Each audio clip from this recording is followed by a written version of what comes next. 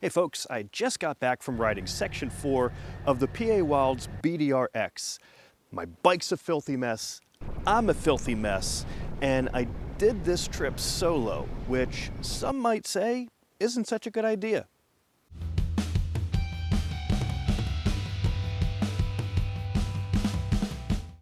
Now I do agree that there's safety in numbers when you do a trip like this on an adventure bike. Having a group of folks that can help each other out along the way certainly reduces the risk compared to being out here all by yourself. But there are some things you can do to help lower the risk if you want to do a solo adventure bike ride. Probably number one on my list is having some sort of emergency satellite communicator. I have a Garmin InReach Mini 2. This lets me stay in contact with my family when I don't have cell service. I can send text messages back and forth. I can send just messages checking in, and it sends them a link to where they can look at a map to see exactly where I am.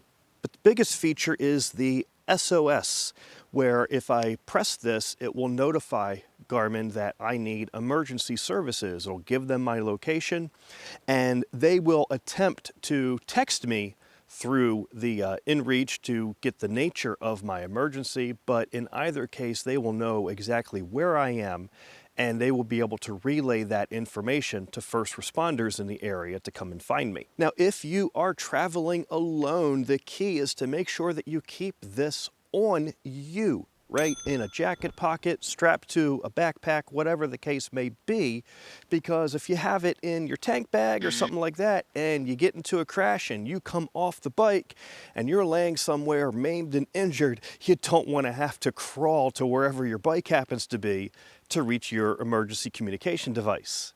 If you are traveling with others, somebody in your group should have a device like this for the safety of the group. And make sure that everybody in your group knows who has it, where it's located, and how it works so that everybody can go and find it in the case of an emergency.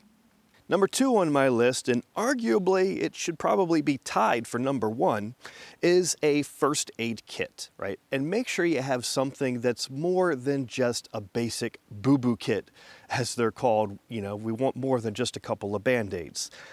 I have a decent sized one that straps right to the MOLLE webbing on my Moto bag, so that is always here, always out in the open, easy for me to get to if I need it, easy for others to be able to see and get to if passerbys happen to see me and can help render aid. The kit I have, while it falls short of a true trauma kit, it does have quite a bit of supplies in there to help render aid until first responders can arrive. Next on my list is plenty of water, right? In addition to making sure that the hydration bladder in my tank bag is full, I bring an additional water bladder that holds 4 liters of water, just especially if I'm camping and I want a good supply of water throughout the day, but also depending on how far you're going, right? Making sure that you have a good supply of water should something happen and you're going to be stuck somewhere for a while. Right? This one happens to fit very nicely in my Moto dry bag and stores into the aux pouch on one of my Moto bags. And then next is a toolkit, right? Something that you can make some basic repairs to the bike. And I would say that how elaborate your toolkit is should depend on how far away from home you're venturing, right? So for me, I'm still working on putting together a good Pan America specific toolkit. In the meantime, I'm using some tools that I used to carry with me when I would go dirt biking. I've added some extra things in here, like some safety wire, also, plenty of zip ties, as well as, various different wrenches.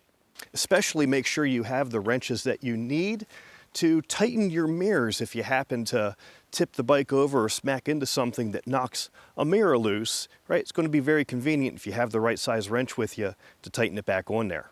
Something that goes with me on every one of my rides is just a basic flat tire kit. So of course the Pan America has tubeless tires, so I have a plug kit and a miniature compressor that I can run off the bike's power to plug a hole and inflate it back up if need be.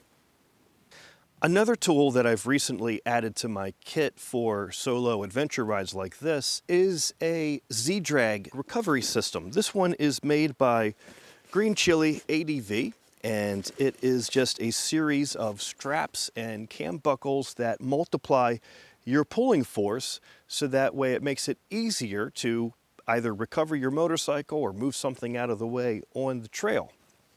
It has a working limit of 1,000 pounds, and I recommend practicing using it before you try and take it out on a trip, so that way you're familiar with how it works. I am now running out of daylight, so just a couple of more tips to keep in mind when you're going out on a solo adventure. Even if you have a satellite communicator, make sure that somebody knows, right? Friends, family, make sure they know what area you're traveling to, what routes you plan on taking. Use your communicator to check in often so that family's not worrying about you. And keep in mind as you ride, whatever situations you get yourself into, you're going to have to get yourself out of them, right? So choose roads that are well within your capability and your bike's capability.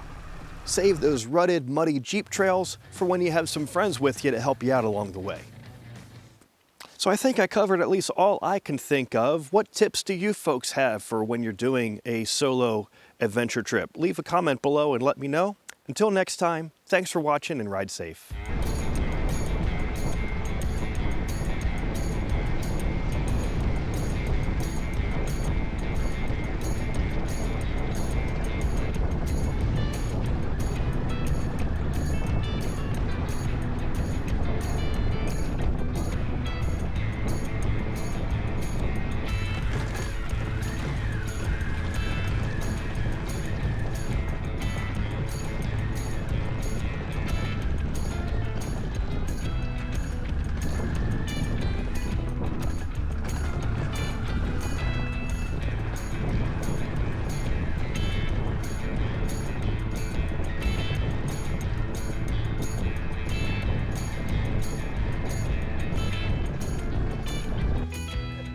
I made it.